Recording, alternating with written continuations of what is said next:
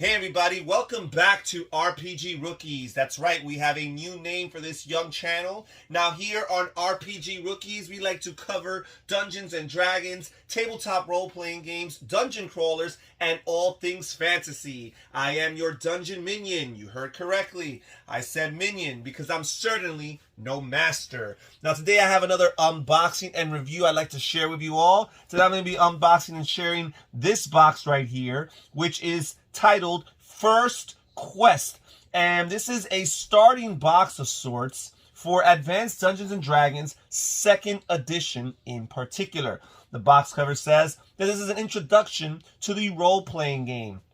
It also says that it includes an audio CD. Now, I purchased this game on eBay used. This was originally published, I think, back in 1991 or 1992. So it's been around for quite a while. I highly doubt that the audio CD works, and I haven't even tried it. So let's just unbox it here and see what we have here. Some bubble wrap. Here is the audio CD, and basically the audio CD is kind of like a combination of music and voiceover for some of the NPCs or the other characters that you will find throughout the quests that are included in this box set here. So let me see what this CD looks like. It doesn't look very scratched, so there's a good chance that this audio CD might work. And this game here, this box here, comes with a decent amount of miniatures. We have 6 miniatures. I believe these are for all the different heroes that the players might choose from. Right there. And these are decent enough plastic, not the greatest quality, but the detail for their material is not too bad. So I'm always a fan of games or box sets that include miniatures. I'll even settle for standees, but I definitely need some kind of representation of the people in the world. Okay, we have the archer here. He's pulling back on the imaginary string, I guess, because there's no string on this miniature here. Okay, what else we have here in this box? We have this little pamphlet here, a customer's response card. They would include these. It's a little bit of a survey, I guess, that you send back, and TSR marketing department would take care of that information, that data here.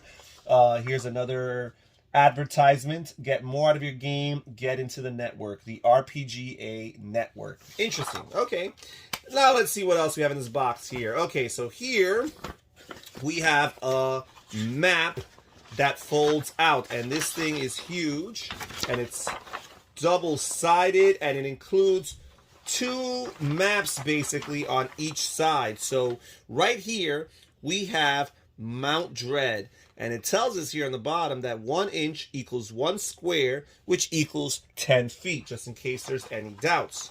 And over here on the top we have, this is Wild Space, this is Hammer Ship and Dragon Ship, Asteroid C, B, and A.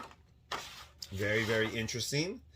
And then if we reverse it over here, we've got 2 more maps on this side. We've got the Tomb of Damara right here. Tomb of Damara. And I like this one. This one looks really, really nice. And then over here on the top half of this map here, what do we have here? We have the Harrow Hill. And again, it specifies in the bottom that 1 inch equals 1 square and it equals 10 feet. Okay, so this is really, really nice. I like the quality of the paper here. It's pretty solid, pretty sturdy, hence why 30 years or so later, it still has endured the test of time, and it's still in pretty good shape here. Okay, then we have some cards over here. We have the town card here, and it shows these different locations here, and they're numbered from 1 through 13. I guess it's some type of reference point. And on the back, it tells you what each of these buildings are, everywhere from the Wizard's Tower all the way to Red Dragon Tavern. and everything in between. Thieves' Den, Evening Star Inn. Only 3 buildings are actually used in the game. The Wizard's Tower, the Temple and the store. DMs can use the other buildings if they want. So it creates additional buildings as a reference point of the town, just in case the DMs want to expand, I guess, on what the game provides for them. Okay, and then what else we have? We have some character sheets here. We have the Slinker, who is a thief and a human race. We have Silverleaf Half Moon, who is a fighter wizard of the elf race. We have Morganth the Mysterious, who is a wizard of the human race. We have Beldar the Brave, who is a fighter of the human race. So lots of humans here. We have Delvar Ironfist, who is a fighter of the dwarf race. And we have Lordan the Pure, who is a cleric of the human race. So as we can see, lots of humans were provided, lots of fighters were provided, and of course the non-human races usually depicted by the elves and the dwarfs. But there is a good amount of characters for a starting set here, 6 of them. Lots of the other starter sets that I featured so far on the channel have included 4 or sometimes 5 characters to start with, but this here gives you 6. And this is kind of meant to be a little bit more almost like a board game experience, I guess, or appealing to that genre, that art audience. So you see that the character sheets are not as plain as a typical D&D character sheet. Instead, you have all this colorful artwork on this, and all of the stats are here already specified. So there is that. So there's no creation of your own characters. Instead, you have these characters ready, made for you, which again, I think is a great feature of lots of these starting boxes and introductory sets, so that players who are getting into the game and don't understand the ins and the outs and the ramifications of character creation, they can simply just go into the game and get a gist of what these stats mean, right? And as we can see here, we do have Thaco to hit armor class 0 back in the Advanced Dungeons and Dragons days here. Okay, so that's that. Like the artwork here. And here it is a little key, a little guide here that teaches you how to read a character card. It basically explains what strength, dexterity, constitution, intelligence, wisdom, and charisma all translate into as far as gameplay features. So there's that. It tells you about movement, saving throw, Thaco, damage, armor class, and your hit points. So I do like that. And then it does give you a blank character sheet here as far as that is concerned. And I didn't check out here, but the back of these character sheets explain specific rules to these class types and these races. So you see some things that, some rules that I guess apply primarily to these particular characters. So there is that. So each player would simply have to kind of familiarize themselves with this general aid over here and with the back of their own individual character card. Okay, cool. Let's see what else we have here. So we have this Dungeon Master screen here that comes with this box here. Really, really nice artwork. I really dig it. So that is so cool. And let's see what the inside of the Dungeon Master screen looks like. So lots of explanations here. Ability scores, special movement, ability checks, how to attack, saving throws. So lots of the basic rules are basically here covered for the Dungeon Master. Okay, nice Dungeon Master screen. You can never have too many of those. Then we have the actual rule book here. And the rule book is actually very thin compared to some of these other introductory and starter sets that I've been featuring on this channel. This book is only 16 pages thick.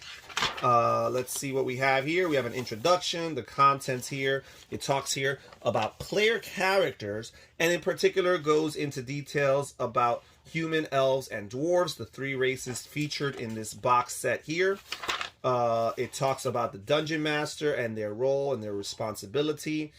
Very interesting. How does the DM win? So this is a great little explanation. Again, perhaps this game was promoted for a more board game audience.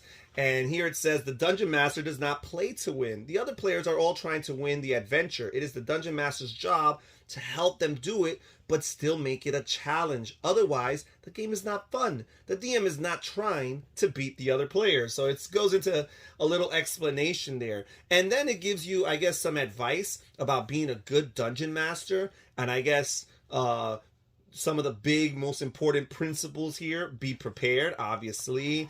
Acting, right? Everybody should do some acting. And here it talks about props, which are always helpful.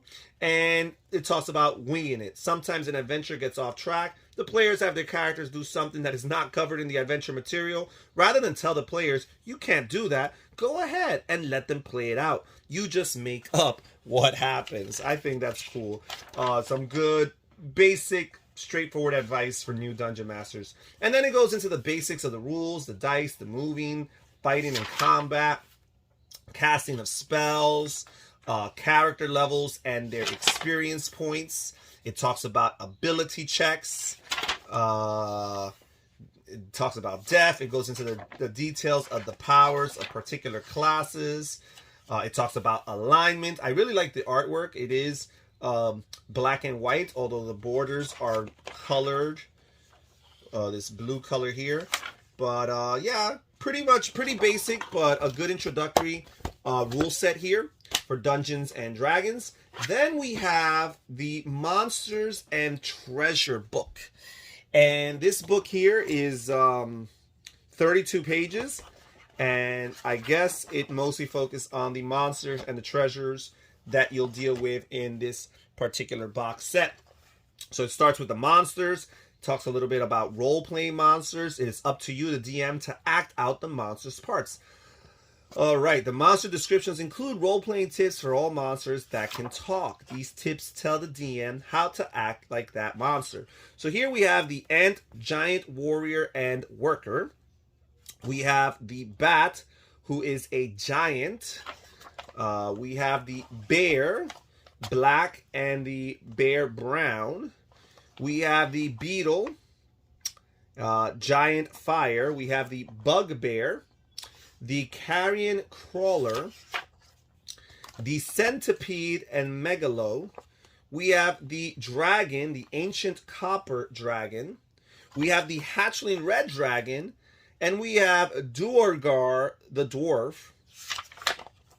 We have the Drow Elf, the Gargoyle, the Gelatinous Cube. This needs to make a cameo pretty much everywhere where you'll find D&D. We have the Genie. Okay, that's a cool one.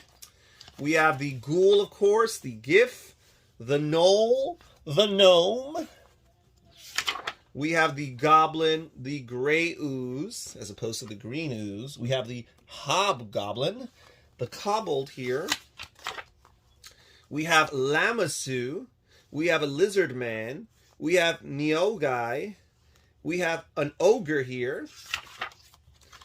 Of course, we need to have an Orc, a Piercer, a Giant Rat, a Large Scorpion. We have a Shadow, a Skeleton, a Constrictor Snake, and a Poisonous Snake. And a Giant Poisonous Snake. We have the Large Spider, the Giant Trapdoor Spider. We have a Sprite. We have a Giant Toad, a Giant Wasp, a Werebear, a Werewolf, a Wight, a regular wolf, a zombie, and a Juju zombie. And I am very pleasantly surprised and satisfied with the amount, the quantity, quality, and variety of the monsters featured in this box set. I opened a few boxes last week that did not have too many options as far as the monsters that the original starter box started with. But this is a good chunk of baddies, guys. Good chunk of them. And then from page 26 to page 32, I guess we have the treasure types that we might encounter in this game. So here we have potions, different types of potions: elixir of health, fire resistance, giant strength, healing, invisibility. We have some scrolls we might encounter, some rings, of course. We got staves and wands. And then we have miscellaneous magic: boots of elvenkind, bracers of archery, bracers of defenselessness, the cloak of protection. Lots of different miscellaneous items here. We also have some armor and weapons, of course. Very, very important. So we have the axe of hurling. We have the mace of disruption. We have the short sword of quickness. We have the flame tongue. We have the luck blade. And we have here the sword of berserking and the sword of wounding. Okay, pretty cool, pretty cool. Okay, really cool. The Monsters and Treasures book. Okay, and then next we have the adventure book. So this is the thickest book here. It's 64 pages. I guess it's the equivalent of the Dungeon Master's book and lots of these other starter sets. And it starts here talking about the adventures. I'm the DM. What do I do? So again, very basic introductory, almost tutorial of what the DM's job and responsibility entails of. It talks about using the CD. And here on the bottom part, or on this box on the right, it would tell you what track to play on the CD. Okay, so goes into some symbols, story and adventures. Okay, and then it goes straight into, first of all, it gives you a description of the town, the temple, and the store, and the Wizard's Tower, which are the three primary buildings featured in the town. You do have that town card that I mentioned earlier with all the different buildings as a reference point. And then it goes straight into the adventure, Tomb of Damara. It tells you how to prepare for play, the things you must do for play. And then it goes into the different areas and sections in this particular adventure. Castle Garden, storeroom, and it goes one by one through all these areas here. And again, on this sidebar here, you're always going to see what track you're meant to play while this is going on. So pretty extensive as far as Damara's Tomb, this first adventure here. And then it gets all the way to the conclusion, and congratulations. Then we move on to the next adventure, The Ghost of Harrow Hill. And again, it goes into detail about getting ready. It tells you the story behind the adventure, an introduction, and then it goes one by one into all the different areas that are found in this adventure. Okay. All right. And then I guess we make it to the conclusion here with an escape or failure situation here, and wrapping it up. And we have the next adventure here, Across Wild Space, and we find the map here as a reference point here. Talks about the adventure, getting started. And again, we go into all the different areas that are found here. Okay, again, I would have preferred for more artwork in this particular book. Lots of blocks of text with not as much artwork. Here's a nice little image here. Again, black and white, not colored. And this seems to be a little bit of a shorter adventure here. And here we have the conclusion to that adventure. And then finally, the fourth and final adventure. It seems that someone here underlined. The person I got this product from underlined over here. But yeah, we have under Mount Dread, and again, a reference point to the particular map that you'll be using for this game here. And lots of underlining. They really went all out here on this particular quest, I guess. This particular adventure. And yes, we go into detail with each of the different areas. And it seems like as the adventures progress, they got shorter. Wondering if that's just perhaps the approach of the book here. Maybe they went more into detail earlier with the earlier adventures, and at this point kind of slowly taking off the training wheels, maybe, perhaps. We'll see. Making up, and of course we have a section here in the back, making up your own adventures beyond the first quest of the game. So just, I guess, some tips and ideas for moving forward. Once you've played these scenarios, the goal is for you to be able to play Dungeons and Dragons without necessarily needing the crutch of a starter set and these pre-made adventure books. Okay, so there's that, and we still have a few more items inside here. In particular, well, we have these two advertisements here for the Player's Handbook. But we also have here the Cleric's Spell Book. And I guess this originally came with an additional spell book for the wizard as well. I do not see it in this box. So I guess that's one of the items that was not available. I did purchase this used, as I mentioned. So there were some casualties and some things that I was not able to find. But we have the Cleric's Spellbook. So the Cleric in particular has all of these spells available to him or to her. And yeah, we have prayers, speak with the dead. So they get their own little spell book. So along with their character sheet, they would have this spell book as a reference point of the spells that would be available to them. First level spells and the second level spells that would be available to them, and then the third level spells. So basically the starter set gets you from levels 1 to 3. And that's pretty much it as far as what's inside this box here. First quest, as I mentioned earlier.